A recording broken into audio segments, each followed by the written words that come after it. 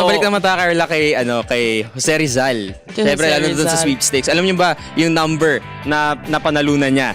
Yan ay number 9736. Ayan, para sa mga boss natin na malay nyo maging maswerte yan ngayong araw. At yung portion pala ng mga napanalo niya, yung 18,000 pesos, pinamahagi niya sa tatay niya, a portion naman sa kaibigan niya sa Hong Kong, at yung iba naman, pinambili niya ng mga land sa Talisay. Talaga? Alam mo ba, Jules, na nung siya po ay na-excel sa Dabitan, nagtayo siya ng eskwelahan. Wow! Ayan. At meron siyang alam na 22 master languages ang alam po ni Jose Rizal. Mahusay. Kaya naman marami pa tayong mga trivia sa malalaman. Dito lamang yan sa special feature. 118 years na ang nakalipas mula nang magpamalas ng kabayanihan ang kinikilala ng Pilipinas na pambansang bayani. Sigat Dr. Jose P. Rizal. Pero maliban sa kahanga-hanga niyang buhay, mga gawi at mga obra, ay may ilang mga simpleng maliliit na bagay rin na kakaiba at nakakatuwa na ginawa at naranasan ng ating pambansang bayani. Bilang man's best friend ang aso, minsan din siyang nagkaroon at nag-alaga nito. At ito ay kanyang pinangalanang Usman. At katulad din ng karamihan sa mga Pilipino, tumaya at nanalo siya sa loto. Isa siya sa mga nanalo ng second prize at napunta sa kanya ang 6,200 pesos na may ticket number na 9736.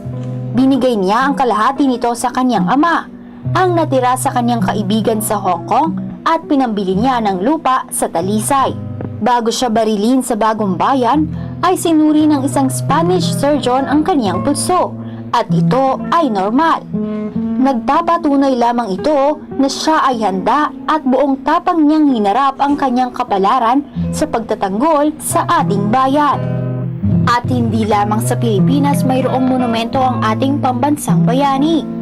Dahil mayroon din sa Spain, Germany, China, USA, Mexico, Peru, Czech Republic at Canada.